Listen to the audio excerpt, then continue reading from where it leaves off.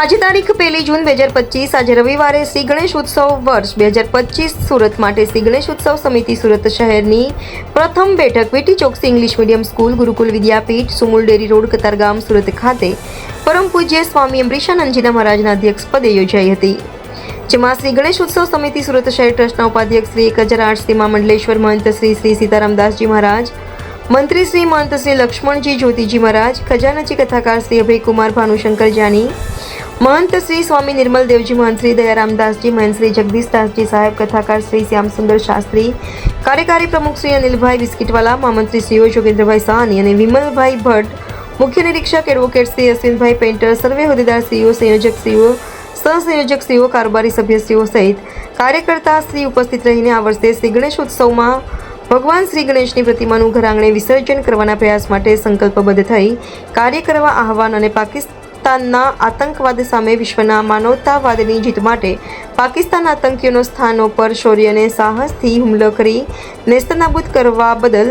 ભારતીય સૈન્ય અને સરકારને અભિનંદન પાઠવવાની થીમ પર આયોજન કરવા, શ્રી ગણેશ ઉત્સવ મંડળોને જાગૃત કરવા અભિયાન હાથ ધરવા, પ્રચાર પ્રસાર કરવા પ્રયત્નશીલ રહેવા સંકલ્પ લીધો. જય શ્રી ગણેશ. અનિલભાઈ બિસ્કીટવાલા, પ્રમુખ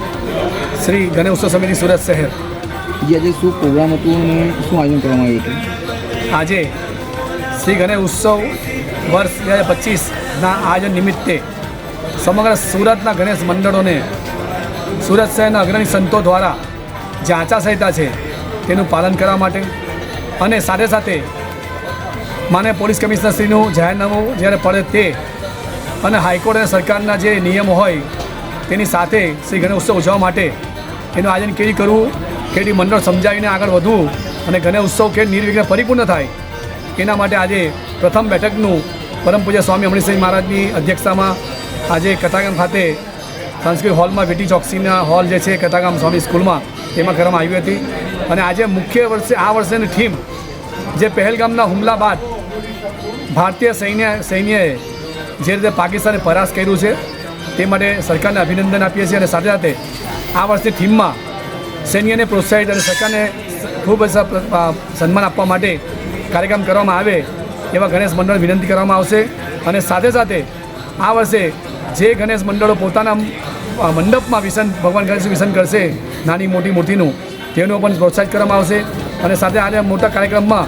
જ્યારે ટોપ 30નું ઇનામ આપવામાં આવશે ત્યારે શહેરના પ્રતિષ્ઠિત મંડળોને પણ સાથે આવરીને તેઓને પણ પ્રોત્સાહિત કરવામાં આવશે. અને આ કાર્યક્રમમાં ખૂબ મોટી સંખ્યામાં લોકો પધારશે એના માટેનું આયોજન કરવામાં આવી રહ્યું છે. એના માટે આ પ્રથમ મિટિંગ હતી, એમાં ખૂબ સંતોના આશીર્વાદથી દરેક કાર્યકર્તાએ બોધપાઠ લીધો અને સંકલ્પ કર્યો છે કે આ વર્ષે પણ ભગવાન ગણેશજીનો ઉત્સવ નિર્વિઘ્ને પરિપૂર્ણ થાય અને સાથે સાથે દેશ સેવા અને સમાજની સેવા, લોકોની સેવા કરવા માટેના માધ્યમથી આ ઉત્સવ ઉજવાય એવું લોકોએ સંકલ્પ કર્યો હતો.